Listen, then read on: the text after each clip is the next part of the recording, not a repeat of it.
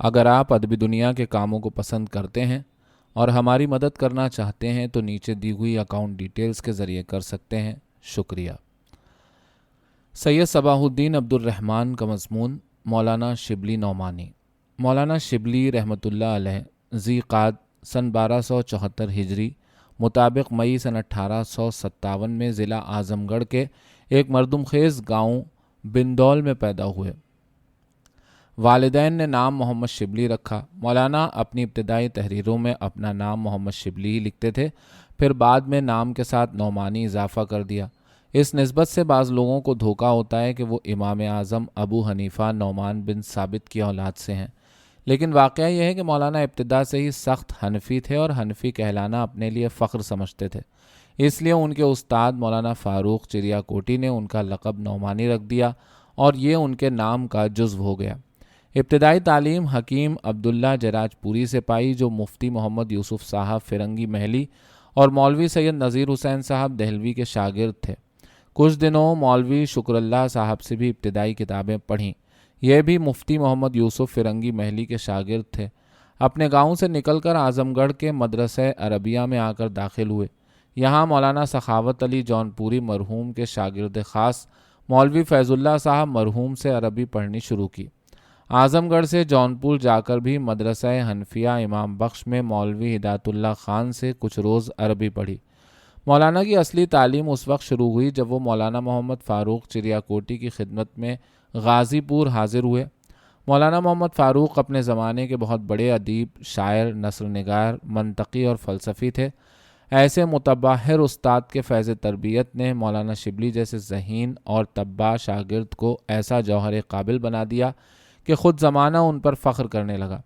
اسی زمانے میں مولانا فاروق اپنے لائق شاگرد کو مخاطب کر کے فرماتے: انا اسدہ و انت شبلی، یعنی میں شیر ہوں اور تو بچہ شیر۔ مولانا شبلی نے معقولات کی تمام کتابیں مثلا میر زاہد، ملا جلال، حمد اللہ اور صدرہ و شمس بازغہ وغیرہ انہی سے پڑھیں۔ وہ اپنے ایک مضمون میں تحریر فرماتے ہیں کہ میری تمام تر کائنات مولانا فاروق چریا کوٹی ہی کی افادات ہیں۔ فارسی کا مذاق بھی انہی کا فیض ہے۔ مولانا فاروق چریا کوٹی سے درسیات کی تکمیل کے بعد ان کو فقہ اور حدیث کے یگانہ روزگار اساتذہ سے بھی استفادہ کرنے کا شوق پیدا ہوا، اس لیے رامپور جا کر مولانا ارشاد حسین سے شرف تلمذ حاصل کیا۔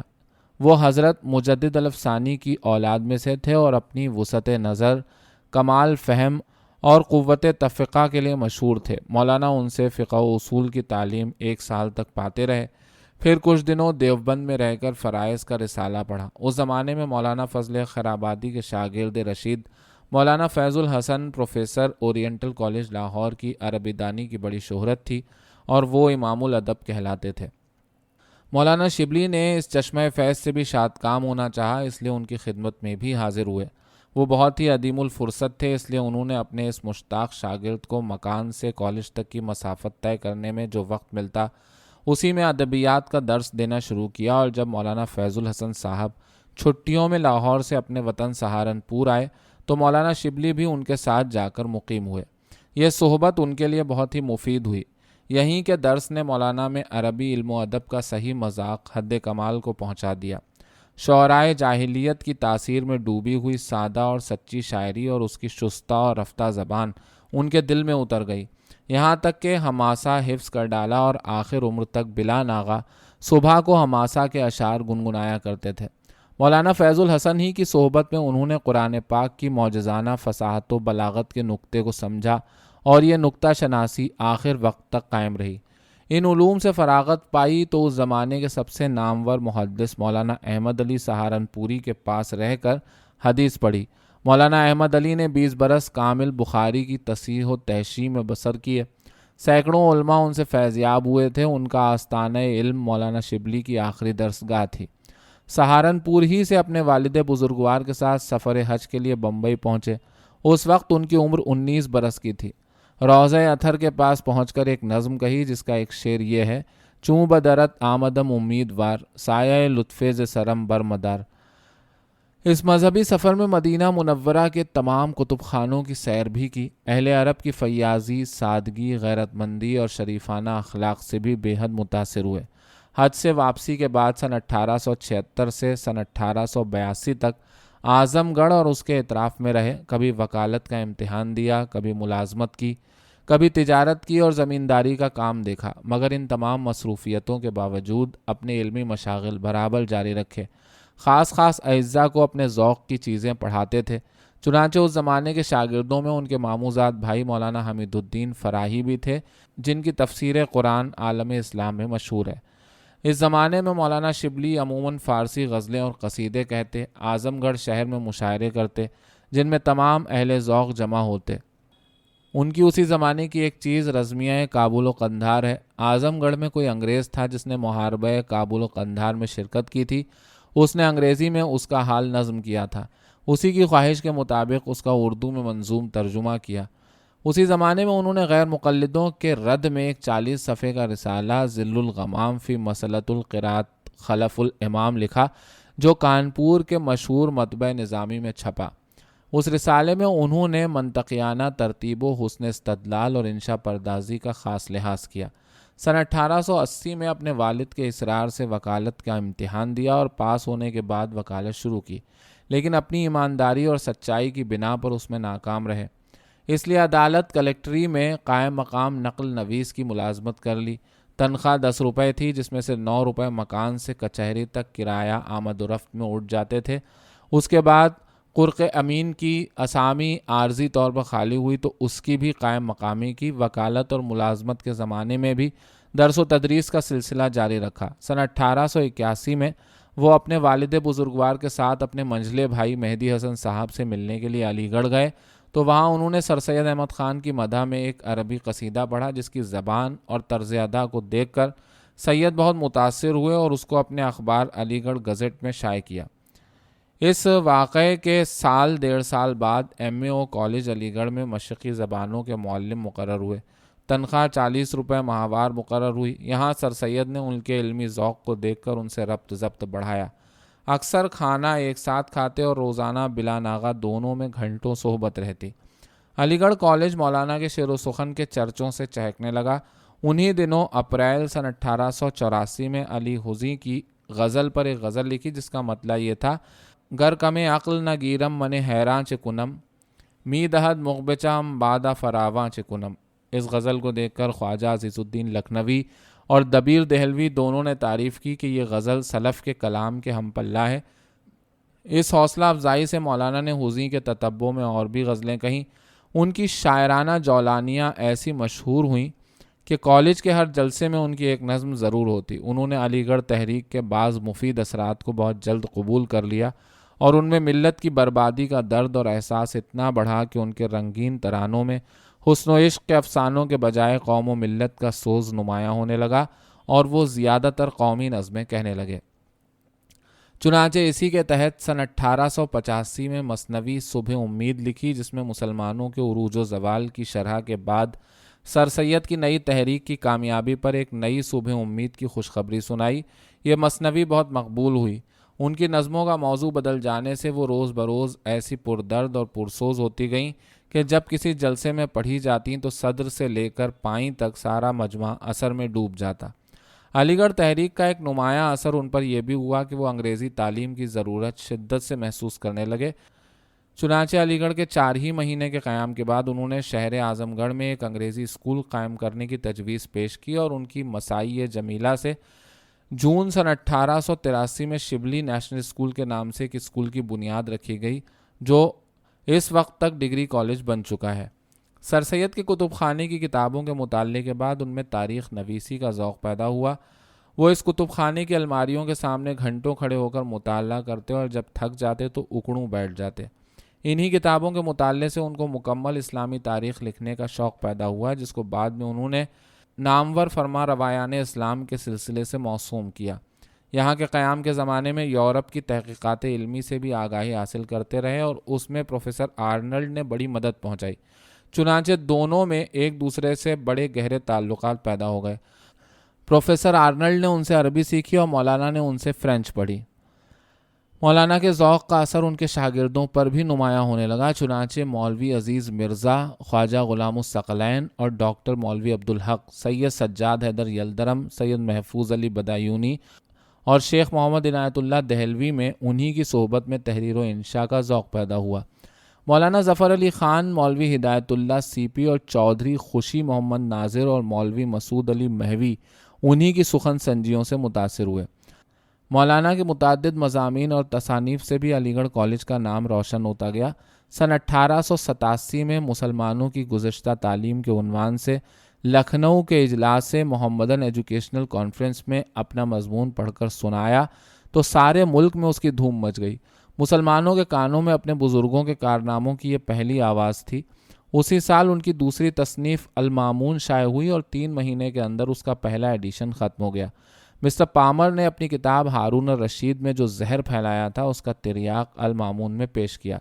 سن 1890 میں ان کی تیسری تصنیف سیرت النعمان منظر عام پر آئی۔ اس کتاب میں ان کے اس ذوق و شوق کا اظہار ہے جو ان کو حضرت امام حنیفہ اور فقہ حنفی سے ہمیشہ سے تھا۔ ان کتابوں کی اشاعت کے بعد وہ ملک میں ایسے مشہور ہوئے کہ لوگ ان کو دیکھنے کی تمنا کرتے اور وہ جا بجا خصوصاً حیدرآباد اور بھوپال مدعو بھی کیے جانے لگے۔ جب الفاروق لکھنے کا خیال ہوا تو ان کو ہندوستان کے کتب خانوں کی کتابیں کافی معلوم نہ ہوئیں، اس لیے مصر، شام اور ترکی کے کتب خانوں کو کھنگالنے کی ضرورت ہوئی۔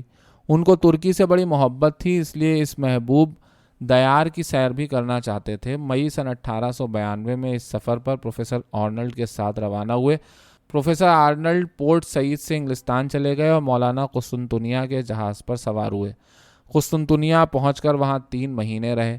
ان 3 مہینوں کا ہر روز کسی نہ کسی کتب خانے یا کالج یا مدرسے کے دیکھنے میں صرف ہوا۔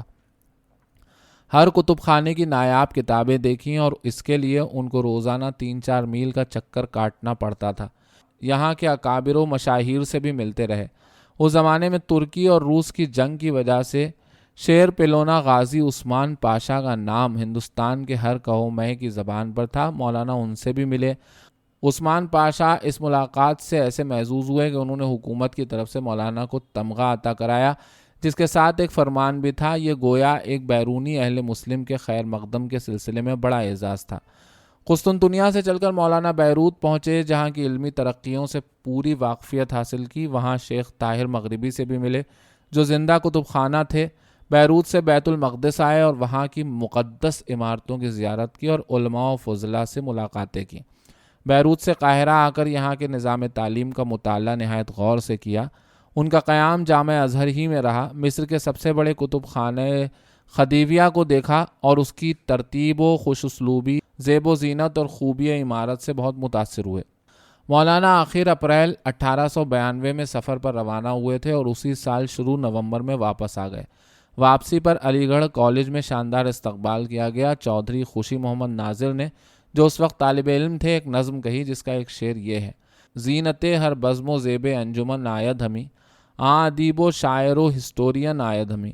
کالج اسٹاف کی طرف سے جو ڈنر ہوا اس میں مولانا نے ایک ترکیب بند پڑھا جس کا ایک شعر یہ تھا: از سفر شبلی آزادہ با کالج با رسید، یا مگر بلبل شیراز با شیراز آمد۔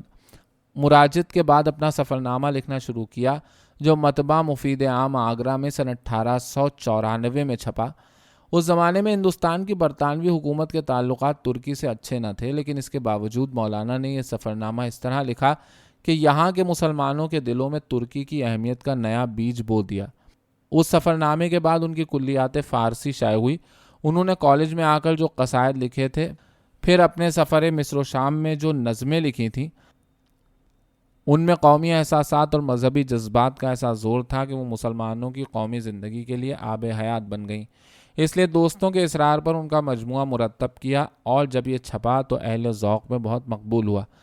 سن 1892 سے سن 1898 تک مولانا نے بہت سے محققانہ تاریخی مضامین لکھ کر ملک کے مشہور رسالوں میں شائع کیے، جن میں مسلمانوں کے عہد زریں کے مرقع کی کوئی نہ کوئی پرانی تصویر تھی۔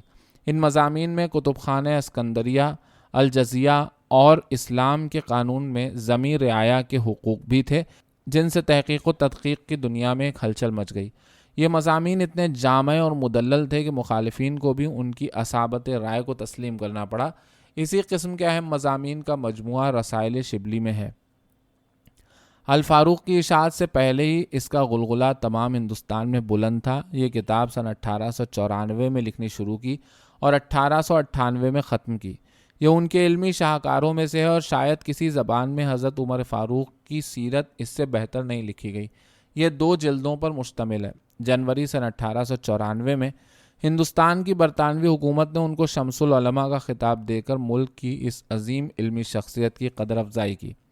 اس خطاب پر مبارکباد دینے کے لیے علی گڑھ کالج کی علمی مجلسوں مثلاً اخوان الصفا اور تحبۃ الادب نے ایک بڑا جلسہ کیا، جس میں سر سید محمود، نواب محسن الملک، مولانا حالی، نواب مزمل اللہ خان، مسٹر بک پرنسپل، پروفیسر آرنلڈ اور جسٹس سید کرامت اللہ وغیرہ شریک ہوئے اور سبھوں نے تقریریں کر کے مولانا کی علمی خدمات کو سراہا۔ مولانا حالی نے ان کی شان میں ایک عربی قصیدہ بھی پڑھا جس کا عنوان تھا من الحبیب الی الحبیب، یعنی ایک حبیب کی طرف سے دوسرے حبیب کو ہدیہ۔ اسی سال الہ آباد یونیورسٹی نے ان کو اپنی فیکلٹی آف آرٹس اور بورڈ آف اسٹڈیز کا ممبر بنا لیا اور الہ آباد یونیورسٹی کے فیلو بھی مقرر ہوئے۔ سن 1896 میں میر محبوب علی خان اور والی حیدرآباد نے ازراہ قدردانی 100 روپے ماہوار کا وظیفہ عطا کیا اور یہ شرط کی کہ آئندہ سے مولانا کی تمام تصانیف سلسلہ آصفیہ میں شامل ہوں۔ اس وقت مولانا حیدرآباد تشریف لے گئے تھے، چنانچہ اس موقع پر حیدرآباد کے تمام عمرا نے مل کر ان کی خدمت میں ایک سپاس نامہ بھی پیش کیا، جس میں ان کی علمی خدمات پر اپنے فخر کا اظہار کیا۔ سن 1898 میں حکومت بھوپال کی دعوت پر وہاں جا کر عربی مدارس کی اصلاح کے سلسلے میں ان کے لیے ایک دستور العمل تیار کیا۔ مارچ سن 1898 میں سر سید جنت کو سدھارے تو مولانا نے مئی سن 1898 میں پہلے 6 مہینے کی رخصت لی، پھر استعفیٰ بھیج دیا۔ وہ علی گڑھ میں 16 سال رہے۔ علی گڑھ سے اپنے وطن اعظم گڑھ آ گئے۔ یہاں انہوں نے 1892 میں اپنے خاندانی باغ میں ایک چھوٹا سا بنگلہ بنوا لیا تھا جس کو شبلی منزل کا خطاب دیا تھا۔ یہیں آ کر مقیم ہوئے اور یہیں ان کی ابدی آرام گاہ بھی ہے اور اسی احاطے میں اب دارالمصنفین یعنی شبلی اکیڈمی ہے۔ یہاں کے قیام کے زمانے میں اپنے ذاتی کتب خانے میں کئی ہزار کتابیں جمع کیں۔ اب ان کی صحت خراب رہنے لگی، خانگی پریشانیوں میں بھی مبتلا ہو گئے، لیکن قومی اور علمی دلچسپیاں قائم رہیں اور ان کے قلم کا سفر بھی چلتا رہا۔ اسی زمانے میں علم کلام کا ایک خاکہ تیار کیا اور اسی سلسلے میں امام غزالی کی سوانح عمری لکھنے کا ارادہ کیا، لیکن اس کتاب کو شروع کرنے کا ارادہ ہی کر رہے تھے کہ مئی سن 1901 میں ریاست حیدرآباد کے سررشتہ علوم و فنون کی نظامت کے عہدے پر ان کا تقرر ہوا۔ تنخواہ 200 روپے مقرر ہوئی جو آگے چل کر 500 تک ہو گئی۔ وہ اس عہدے پر فروری سن 1905 تک رہے۔ اسی زمانے میں انہوں نے الغزالی لکھ کر ختم کی جو فروری سن 1902 میں چھپی۔ اس میں امام غزالی کے سوانح اور فلسفہ کلام کا عالمانہ تجزیہ کیا گیا ہے۔ مارچ سن 1903 میں ان کی معرکۃ الآراء تصنیف علم الکلام شائع ہوئی۔ اس کی تکمیل کے وقت بیمار ہو گئے تھے، لیکن فرش پر پڑے پڑے تکیے کے سہارے ذرا سا سر اٹھا کر اس کو لکھا کرتے تھے۔ علم الکلام کی اس تاریخ کے بعد جدید علم کلام کی باری آئی اور الکلام کے نام سے یہ فلسفیانہ اور متکلمانہ کتاب 1904 میں چھپ کر لوگوں کے ہاتھ میں پہنچی۔ حیدرآباد ہی میں مولانا روم کی سوانح عمری لکھنی شروع کی تھی، لیکن یہ حیدرآباد سے علیحدگی کے بعد اگست سن 1906 میں شائع ہوئی۔ یہ کتاب بھی بہت مقبول ہوئی۔ حیدرآباد کی ادبی محفلوں میں میر انیس اور مرزا دبیر کے باہمی مقابلے کی گفتگویں ہوا کرتی تھیں۔ مولانا میر انیس کے مداح تھے، اس لیے انہوں نے موازنہ انیس الدبیر کے نام سے ایک کتاب لکھی جس میں یہ بھی ثابت کیا کہ اردو شاعری باوجود کم مائگی یہ زبان کیا پایا رکھتی ہے۔ اس غرض کے لیے میر انیس سے زیادہ کوئی شخص انتخاب کے لیے موزوں نہیں ہو سکتا تھا، کیونکہ ان کے کلام میں شاعری کے جس قدر اصناف پائے جاتے ہیں اور کسی کے کلام میں نہیں پائے جاتے۔ یہ کتاب بھی حیدرآباد چھوڑنے کے بعد سن 1906 میں چھپی۔ مولانا کے عہد نظامت میں دوسرے مصنفوں کی کتابیں جو شائع ہوئیں ان کے نام یہ ہیں: کتاب الآلات جو عربی میکینکس پر تھی، موسیو ٹیورس کا سفرنامہ دکن، تاریخ دکن اور نظام اکبری۔ حیدرآباد کی سیاسی کشمکش سے وہ برابر دل برداشتہ رہے، اس لیے فروری سن 1905 میں وہاں سے خود علیحدہ ہو گئے۔ حیدرآباد کے قیام کے زمانے میں مالی منفعت کے بجائے 6,000 روپے کے مقروض ہو گئے جو رفتہ رفتہ ادا ہوتے رہے۔ حیدرآباد ہی کے قیام کے زمانے میں وہ انجمن ترقی اردو کے سیکریٹری بھی ہوئے۔ مولانا دارالعلوم ندوۃ العلماء کی تعلیمی سرگرمیوں میں برابر حصہ لیتے رہے تھے۔ اس کے سالانہ اجلاسوں میں ان کی موجودگی اور نظموں سے بڑی جان پڑ جاتی تھی۔ وہ سن 1903 میں اس کے معتمد مقرر ہوئے اور جب حیدرآباد سے علیحدہ ہوئے تو دارالعلوم کے باقاعدہ معتمد تعلیم منتخب ہوئے اور اس فرض کو 1905 سے 1913 تک انجام دیتے رہے۔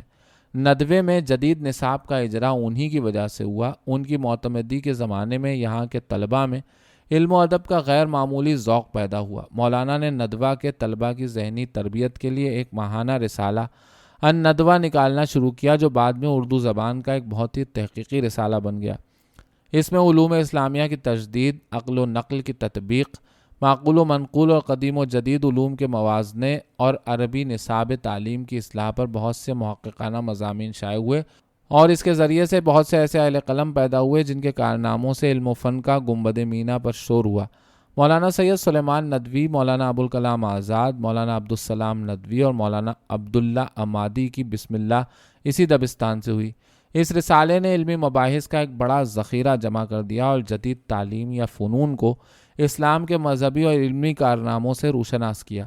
یہ مئی سن 1912 تک مختلف ایڈیٹروں کی ادارت میں نکلتا رہا۔ ندوہ کی معتمدی کے زمانے میں بھوپال، حیدرآباد، بمبئی، ڈھاکہ اور بڑودہ وغیرہ کا سفر یا تو ندوہ کے کاموں یا قومی سرگرمیوں کے سلسلے میں کرتے رہے۔ مولانا محمد علی مرحوم ایڈیٹر کامریڈ کے اصرار پر بڑودہ گئے تو انہوں نے اورنگزیب عالمگیر کے الزامات کی تحقیق و جواب میں مفصل مضمون لکھنے کی تحریک کی، جو مولانا نے منظور کر لی۔ چنانچہ اس مضمون کا پہلا نمبر دسمبر سن 1906 کے ندوہ میں شائع ہوا اور 6 نمبروں میں مارچ سن 1908 میں ختم ہوا۔ بہت ہی پسند کیا گیا، اس لیے کتاب کی صورت میں بھی شائع کیا گیا۔ 17 مئی سن 1907 کو ان کی زندگی میں ایک عجیب و غریب واقعہ پیش آیا۔ ان کے کمرے میں ان کے صاحبزادے حامد نعمانی صاحب ایک بھری ہوئی بندوق چھوڑ گئے تھے، جو غلطی سے سر ہو گئی اور اس سے ایک پاؤں اس طرح زخمی ہو گیا کہ اس کو آخر کاٹنا پڑا۔ بعد میں تمام عمر ایک مصنوعی پاؤں کی مدد سے چلا کرتے تھے۔ اس حادثے کے وقت شیر العجم لکھ رہے تھے اور اس دن فردوسی کے شاہنامے پر تبصرہ یہ شعر لکھ کر ختم کیا تھا: بریدو دریدو شکستو بے بست، یلارا سرو سیناؤ پاؤ دست۔ بعد میں شیر العجم کو 5 جلدوں میں ختم کیا۔ پہلا حصہ حنظلہ سے شروع ہو کر نظامی پر ختم ہوتا ہے، دوسرا کمال اسماعیل سے جامی تک اور تیسرا فغانی سے ابو طالب کلیم تک ہے۔ چوتھے اور 5ویں حصوں میں فارسی شاعری کی مختلف اصناف پر عام ریویو ہے۔ یہ تصنیف اردو زبان کی بہترین کتابوں میں شمار ہوتی ہے۔ علمی کاموں کے ساتھ مولانا کی مذہبی خدمات بھی جاری تھیں، چنانچہ وقف علی اولاد کے بل سن 1908، سرکاری دفتروں میں تعطیل جمعہ سن 1912، اوقاف اسلامی، فتنہ ارتداد، نو مسلموں کی مردم شماری وغیرہ میں انہوں نے نمایاں حصہ لیا اور ان کو اپنی بات منوانے میں خاطر خواہ کامیابی حاصل ہوئی۔ مولانا کو ترکی سے بڑی محبت تھی اور جب برطانوی حکومت کی نگاہ میں ترکوں کا نام لینا بڑا جرم تھا، اس وقت مولانا نے بڑی جرأت سے ترکوں سے اپنی محبت کا اظہار کیا۔ سن 1895 میں جب ترکوں کے خلاف آرمینیا کا مسئلہ اٹھا اور یورپ کے تمام اخبارات دروغ بیانی سے کام لے کر ترکوں کو ملزم ٹھہرا رہے تھے، اس وقت مولانا نے آزاد اخبار لکھنؤ میں ترکوں کی حمایت میں ایک مضمون لکھا۔ سن 1908 میں جب انور بے کی قیادت میں ترکی نے دستوریت کا اعلان کیا تو وہ بے حد خوش تھے۔ وہ ایک نامور نوجوان ترک اور انجمن اتحاد و ترقی کے ایک جانباز کے مدعا تھے۔ سن 1911 میں اٹلی نے طرابلس پر حملہ کیا تو وہ بے حد مضطرب تھے اور جب اس مسئلے پر باتیں کرتے تو ان کی شعلہ نفسی کا اندازہ ہوتا۔ پھر اکتوبر سن 1912 میں یورپ کی بڑی سلطنتوں کی شہ پا کر بلقان کی ریاستوں نے ترکی کے خلاف لڑائی کا اعلان کر دیا تو مولانا نے شہر آشوب اسلام کے نام سے غم و حسرت سے بھری ایک ایسی نظم لکھی جس نے اس حادثے پر مسلمانوں کے دامن آنسوؤں سے تر کر دیے۔ نومبر سن 1912 میں مولانا محمد علی کی کوشش سے ڈاکٹر مختار احمد انصاری کی سرکردگی میں ایک طبی وفد ترکی کے محاذ جنگ پر بھیجا گیا۔ یہ وفد لکھنؤ سے ہو کر گزرا تو اسٹیشن پر ہجوم کے ساتھ مولانا بھی تھے اور جب ڈاکٹر انصاری پر ان کی نظر پڑی تو انتہائی جوش میں دفتن ان کا سر ڈاکٹر انصاری کے بوٹ پر جھک گیا۔ ان کے آنسوؤں نے اس کے گرد و غبار کو دھو دیا اور ان کے لب نے اس کے بار بار بوسے لیے، اور جب یہ وفد واپس ہوا تو مولانا بمبئی میں تھے۔ ان کے استقبال اور خیر مقدم میں ایک بہت ہی پردرد نظم کہی۔ ابھی بلقان کا شور محشر برپا ہی تھا کہ مسجد کانپور کے انہدام کا ایک نیا ہنگامہ اٹھ کھڑا ہوا۔ مولانا نے اس واقعے پر جو پرجوش نظمیں لکھی وہ ہندوستان کے ایک گوشے سے دوسرے گوشے تک اسلامی جوش پھیلانے میں رجس کا کام دیتی تھیں۔ سن 1912 میں مسلم گزٹ کے نام سے لکھنؤ سے ایک اخبار نکلا۔ اس میں ان کے جو سیاسی مضامین نکلے ان میں سب سے اہم مضمون مسلمانوں کی پولیٹیکل کروٹ ہے، جو اس قدر مدلل اور پرجوش تھا کہ بقول علامہ سید سلیمان ندوی رحمۃ اللہ علیہ مصنف حیات شبلی، اس نے مسلمانوں کی سیاست کا رخ شملے سے قبلے کی طرف پھیر دیا۔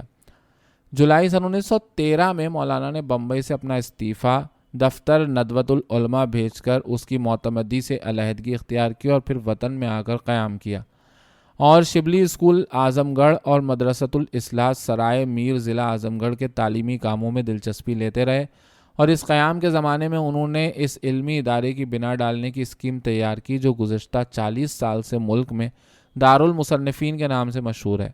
اسکیم تیار کر کے اس کو عملی جامہ پہنانے کو تھے کہ داعیہ اجل کو لبیک کہا، لیکن ان کی نیک نیتی کام آئی اور ان کی رحلت کے فوراً ہی بعد ان کے شاگرد رشید مولانا سید سلیمان ندوی نے یہ ادارہ قائم کیا جو اب تک چل رہا ہے۔ مولانا کو پیغمبر اسلام صلی اللہ علیہ وسلم کی ذات مبارک سے شروع ہی سے بڑی شیفتگی تھی، چنانچہ علی گڑھ کالج کی معلمی کے زمانے میں بدر الاسلام کے نام سے عربی میں ایک رسالہ لکھا تھا جو وہاں کے نصاب میں داخل تھا۔ اس کے بعد سے ان کو اردو میں ایک بہت ہی بلند پایا سیرت لکھنے کا خیال رہا، چنانچہ یہ کام 1912 میں بڑے روحانی جوش و سرمستی کے ساتھ شروع کیا۔ خود فرماتے ہیں، عجم کی مدح کی عباسیوں کی داستاں لکھی، مجھے چندے مقیم آستانے غیر ہونا تھا، مگر اب لکھ رہا ہوں سیرت پیغمبر خاتم، خدا کا شکر ہے یوں خاتمہ بالخیر ہونا تھا۔ اور واقعی خاتمہ بالخیر ہوا۔ وہ سیرت کی پہلی جلد ختم کر کے دوسری جلد لکھ رہے تھے کہ 18 نومبر سن 1914 کو اپنے مالک حقیقی سے جا ملے۔ مرض الموت میں اپنے لائق شاگرد مولانا سید سلیمان ندوی کو تار دے کر اعظم گڑھ بلایا۔ شاگرد رشید جب استاد کے پاس پہنچے تو وہ عالم نزا میں تھے، مگر اس حال میں بھی شاگرد کا ہاتھ اپنے ہاتھ میں لے کر فرمایا، سیرت میری تمام عمر کی کمائی ہے، سب کام چھوڑ کر سیرت تیار کرو۔ وفا شعار شاگرد نے بھررائی ہوئی آواز میں کہا، ضرور ضرور۔ چنانچہ ان کی وفات کے بعد مولانا سید سلیمان ندوی رحمۃ اللہ علیہ نے سیرت النبی کو 6 جلدوں میں مکمل کیا، جو اس وقت اردو زبان کی بے مثال کتاب سمجھی جاتی ہے۔ مولانا نے اپنی تصانیف کے علاوہ مختلف عنوانات پر سینکڑوں مذہبی، علمی، تاریخی، ادبی اور سیاسی مضامین لکھے تھے جو اخبارات اور رسائل کے صفحات پر بکھرے تھے۔ مولانا سید سلیمان ندوی نے ان پراگندہ موتیوں کو دارالمصنفین کی تاسیس کے ساتھ سمیٹنا شروع کیا اور ان کو 5 جلدوں میں شائع کیا۔ پھر ان کے اردو کلام کا مجموعہ بھی کلیات شبلی کے نام سے طبع ہوا۔ ان کے مکاتیب بھی مکاتیب شبلی کے نام سے 2 جلدوں میں شائع کیے گئے۔ مولانا اپنے معاصر حالی آزاد اور نذیر احمد کے ساتھ اردو کے عناصر اربع میں شمار کیے جاتے ہیں۔ نواب محسن الملک نے ان کی مدح و ستائش میں بالکل صحیح کہا ہے، وہ ہمارے زمانے کے پہلے مصنف ہیں جنہوں نے اپنی تالیف میں فصاحت بیان اور سلاست عبارت اور لٹریچر کی تمام خوبیوں کے ساتھ اعتدال اور بے تعصبی اور انصاف کا لحاظ رکھا، اور شاعرانہ خیالات اور ایشیائی مذاق کے موافق مبالغہ اور استعارہ، عبارت آرائی اور تصنع سے پاک اور بلاغت سے فلسفیانہ طرز پر سوانح عمری اور لائف کے لکھنے کا طریقہ جاری کیا۔ اوپر جو کچھ لکھا گیا ہے وہ ایک جامع الفنون صاحب قلم، بے مثل انشا پرداز اور شیریں کلام شاعر کا محض ایک سرسری خاکہ ہے۔ ان کی اصلی تصویر حیات شبلی میں ملے گی، جس کو استاذی المحترم علامہ سید سلیمان ندوی رحمۃ اللہ علیہ نے لکھ کر اردو کو اپنے احسان سے گراں بار کیا۔